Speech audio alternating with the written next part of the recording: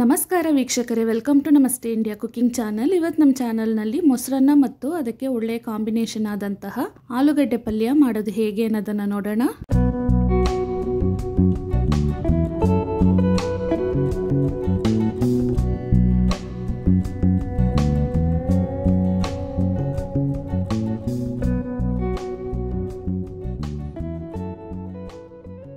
ಅರ್ಧ ಕೆಜಿ ಆಲೂಗಡ್ಡೆಯನ್ನು ತಗೊಂಡಿದ್ದೀನಿ. 1.5 ಈರುಳ್ಳಿಯನ್ನು ಈ ರೀತಿ ಕಟ್ ಮಾಡ್ಕೊಂಡಿದ್ದೀನಿ. 1 ಕಡ್ಡಿಯಷ್ಟು ಕರಿಬೇವಿನ ಸೊಪ್ಪು, 1 ನಾಟಿ ಟೊಮ್ಯಾಟೊ, ಕಟ್ ಮಾಡಿರುವಂತಹ ಕೊತ್ತಂಬರಿ ಸೊಪ್ಪು, 1 ಬೆಳ್ಳುಳ್ಳಿಗೆ ತಕ್ಕಷ್ಟು ಶುಂಠಿ, ಇದನ್ನು ಈ ರೀತಿ ಜಜ್ಜಿಟ್ಕೊಂಡಿದ್ದೀನಿ. ಆಲೂಗಡ್ಡೆಯ ಸಿಪ್ಪೆಯನ್ನು ತೆಗೆದು ತೊಳೆದು ಕಟ್ ಮಾಡಿ ಮತ್ತೆ ನೀರಿನಲ್ಲಿ ಹಾಕಿಟ್ಟಿದ್ದೀನಿ. ಒಂದು ಬಾಣಲಿಯಲ್ಲಿ ಎಣ್ಣೆಯನ್ನು ಹಾಕ್ತಾ ಇದ್ದೀನಿ. ಅಂದಾಜಿಗೆ 100 ml ಅಷ್ಟಿದೆ. ಎಣ್ಣೆ ಚೆನ್ನಾಗಿ ಬಿಸಿ ಆದಮೇಲೆ ಅರ್ಧ ಟೀ ಸ್ಪೂನ್ ಸಾಸಿವೆಯನ್ನು ಹಾಕ್ತಾ ಇದ್ದೀನಿ.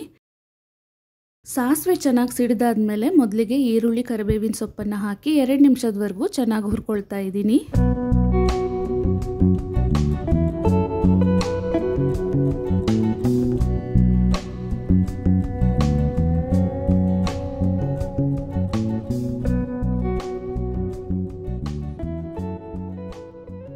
ಈರುಳ್ಳಿಯನ್ನು ಬಾಡಿಸ್ತಿರ್ಬೇಕಾದ್ರೇ 1/4 ಟೀ ಸ್ಪೂನ್ ಅರಿಶಿಣದ ಪುಡಿಯನ್ನು ಹಾಕ್ತಾ ಇದ್ದೀನಿ.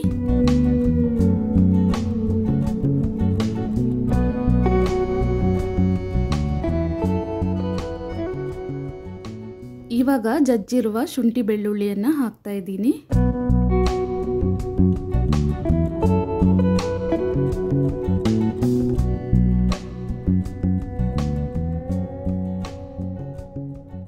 ಸ್ವಲ್ಪ ಫ್ರೈ ಮಾಡಿದ್ಮೇಲೆ ಕಟ್ ಮಾಡಿರುವ ಆಲೂಗಡ್ಡೆಯನ್ನು ಹಾಕ್ತಾ ಇದ್ದೀನಿ.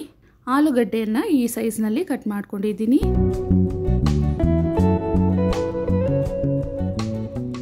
ರುಚಿಗೆ ತಕ್ಕಷ್ಟು ಉಪ್ಪನ್ನು ಹಾಕ್ತಾ ಇದ್ದೀನಿ. 3 ಟೀ ಸ್ಪೂನ್ ಅಷ್ಟು ಅಚ್ಚ ಖಾರದ ಪುಡಿ ಮತ್ತು ಧನಿಯಾ ಪುಡಿಯ ಮಿಶ್ರಣವನ್ನು ಹಾಕ್ತಾ ಇದ್ದೀನಿ. ಅಂದರೆ 1.5 ಟೀ ಸ್ಪೂನ್ ಅಚ್ಚ ಖಾರದ ಪುಡಿ ಮತ್ತು 1.5 ಟೀ ಸ್ಪೂನ್ ಧನಿಯಾ ಪುಡಿ. ಇದನ್ನು ಚೆನ್ನಾಗಿ ಮಿಕ್ಸ್ ಮಾಡ್ಕೊಬೇಕು.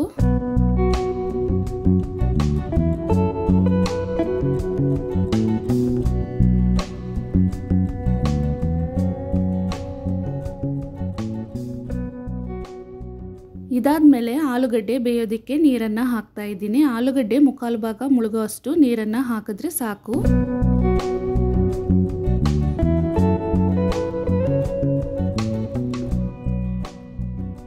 ಒಂದು ತಟ್ಟೆಯನ್ನು ಹಾಕಿ ಮುಚ್ಚಿಟ್ಟು ಆಲೂಗಡ್ಡೆಯನ್ನು ಬೇಯಿಸ್ಕೊಳ್ತಾ ಇದ್ದೀನಿ. ಮೊದಲಿಗೆ ಆಲೂಗಡ್ಡೆಯನ್ನು ಮುಕ್ಕಾಲು ಭಾಗ ಬೇಯಿಸ್ಕೊಳ್ತಾ ಇದ್ದೀನಿ. ಆಲೂಗಡ್ಡೆ ಇವಾಗ ಮುಕ್ಕಾಲು ಭಾಗದಷ್ಟು ಚೆನ್ನಾಗಿ ಬೆಂದಿದೆ. ನಾಟಿ ಟೊಮೆಟೊವನ್ನು ಕೈಯಿಂದ ಈ ರೀತಿ ಹಿಂಡ್ಕೊಳ್ತಾ ಇದ್ದೀನಿ. ಟೊಮೆಟೊವನ್ನು ಮೊದಲೇ ಹಾಕಿದ್ರೆ ಆಲೂಗಡ್ಡೆ ಬೇಯೋದಕ್ಕೆ ಸ್ವಲ್ಪ ಲೇಟ್ ಆಗುತ್ತೆ. ಆದ್ದರಿಂದ ಆಲೂಗಡ್ಡೆ ಮುಕ್ಕಾಲು ಭಾಗ ಬೆಂದ ಮೇಲೆ ಟೊಮೆಟೊವನ್ನು ಈ ರೀತಿ ಕಿವುಚಿದ್ದೀನಿ. ಟೊಮೆಟೊವಿನ ಹಸಿ ವಾಸನೆ ಹೊರಟೋಗಿ ಆಲೂಗಡ್ಡೆಯಲ್ಲಿರುವ ನೀರಿನ ಅಂಶ ಎಲ್ಲ ಪೂರ್ತಿ ಡ್ರೈ ಆಗೋವರೆಗೂ ಇದನ್ನು ಬಾಡಿಸ್ಕೊಬೇಕು.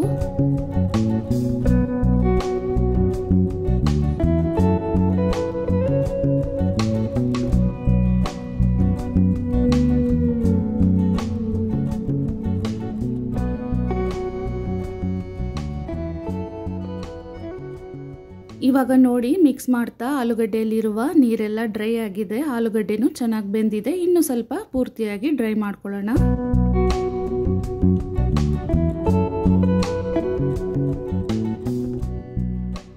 ಇವಾಗ ನೋಡಿ ಆಲೂಗಡ್ಡೆಯಲ್ಲಿರುವ ನೀರಿನ ಅಂಶ ಎಲ್ಲ ಪೂರ್ತಿಯಾಗಿ ಡ್ರೈ ಆಗಿದೆ. ಕಟ್ ಮಾಡಿರುವ ಕೊತ್ತಂಬರಿ ಸೊಪ್ಪನ್ನು ಹಾಕಿ ಚೆನ್ನಾಗಿ ಮಿಕ್ಸ್ ಮಾಡ್ತಾ ಇದ್ದೀನಿ.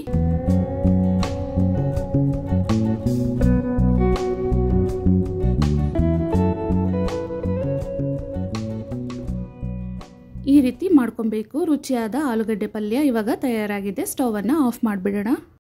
ಇದಾದಮೇಲೆ ಮೊಸರನ್ನವನ್ನು ಮಾಡ್ಕೊಳ್ಳೋಣ. 1/4 kg ಅಕ್ಕಿಯಿಂದ ಅನ್ನವನ್ನು ಸಾಫ್ಟಾಗಿ ಬೇಯಿಸಿಟ್ಕೊಂಡಿದ್ದೀನಿ.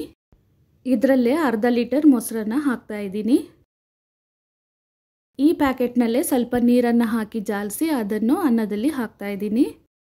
ಕಟ್ ಮಾಡಿರುವ 4 ಹಸಿರು ಮೆಣಸಿನಕಾಯಿ, 1 ಕಡ್ಡಿ ಕರಿಬೇವಿನ ಸೊಪ್ಪು, ಕೊತ್ತಂಬರಿಯನ್ನು ಹಾಗೆಯೇ ಮೊಸರಲ್ಲಿ ಹಾಕ್ತಾ ಇದ್ದೀನಿ.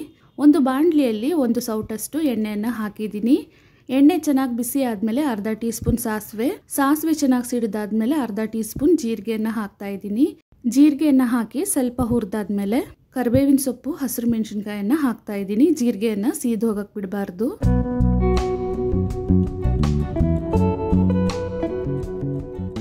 ಮೆಣಸಿನಕಾಯಿ ಮತ್ತು ಕರಿಬೇವಿನ ಸೊಪ್ಪನ್ನು ಸ್ವಲ್ಪ ಬಾಡಿಸ್ಕೊಳ್ತಾ ಇದ್ದೀನಿ. ಒಗ್ಗರಣೆ ಇವಾಗ ತಯಾರಾಗಿದೆ. ಸ್ಟವನ್ನು ಆಫ್ ಮಾಡಿಬಿಡ್ತಾ ಇದ್ದೀನಿ. ಮಾಡಿರುವ ಒಗ್ಗರಣೆಯನ್ನು ಮೊಸರನ್ನದಲ್ಲಿ ಹಾಕ್ತಾ ಇದ್ದೀನಿ.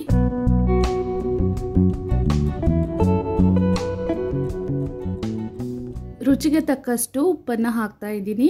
ಹಾಕ್ಬಿಟ್ಟು ಇದನ್ನೆಲ್ಲ ಚೆನ್ನಾಗಿ ಮಿಕ್ಸ್ ಮಾಡ್ಕೊಬೇಕು. ಮೊಸರನ್ನ ಮಾಡೋದಕ್ಕೆ ಅನ್ನವನ್ನು ಸ್ವಲ್ಪ ಸಾಫ್ಟಾಗಿ ಬೇಯಿಸ್ಕೊಂಡ್ರೆ ಚೆನ್ನಾಗಿರುತ್ತೆ. ಅಂದರೆ ನಾರ್ಮಲ್ ಮಾಡುವ ಅನ್ನಕ್ಕೆ 1/4 ಲೋಟ ನೀರನ್ನು ಜಾಸ್ತಿ ಹಾಕಿ 2 ವಿಷಲ್ ಎಕ್ಸ್ಟ್ರಾ ಇಟ್ಟು ಬೇಯಿಸಿದ್ರೆ ಸಾಫ್ಟಾಗಿ ಆಗುತ್ತೆ. ಅನ್ನದಲ್ಲಿ ಮೊಸರು ಕಡಿಮೆ ಆಗಿದೆ, ಆದ್ದರಿಂದ ಇನ್ನೂ ಸ್ವಲ್ಪ ಮೊಸರನ್ನ ಹಾಕ್ತಾ ಇದ್ದೀನಿ. 1/4 kg ಅಕ್ಕಿಯಿಂದ ಬೇಯಿಸಿರುವ ಅನ್ನಕ್ಕೆ ಒಟ್ಟು 600 ml ಅಷ್ಟು ಮೊಸರು ಹಾಕಿದ್ದೀನಿ. ಬೇಕಾದರೆ ಇದರಲ್ಲೇ ಸ್ವಲ್ಪ ಹಸಿ ಶುಂಠಿಯನ್ನು ಜಜ್ಜಿ ಹಾಕೊಬಹುದು. ಒಗ್ಗರಣೆಯಲ್ಲಿ ಹಿಂಗನ್ನು ಸೇರಿಸ್ಬೋದು. ನಾನು ಇದೇನು ಹಾಕ್ದೇನೆ ಸಿಂಪಲ್ ಆಗಿ ಮಾಡ್ತಾ ಇದ್ದೀನಿ. ಹೀಗೇನು ತುಂಬ ರುಚಿಯಾಗಿರುತ್ತೆ. ರುಚಿಯಾದ ಮೊಸರನ್ನ ಮತ್ತು ಆಲೂಗಡ್ಡೆ ಪಲ್ಯ ತಯಾರಾಗಿದೆ. ವೀಕ್ಷಕರೇ, ಈ ವಿಡಿಯೋ ನಿಮಗೆ ಇಷ್ಟ ಆಗಿದ್ದರೆ ನಮ್ಮ ಚಾನಲನ್ನು ಲೈಕ್ ಮಾಡಿ, ಸಬ್ಸ್ಕ್ರೈಬ್ ಮಾಡೋದನ್ನು ಮರೆಯಬೇಡಿ. ಧನ್ಯವಾದಗಳು.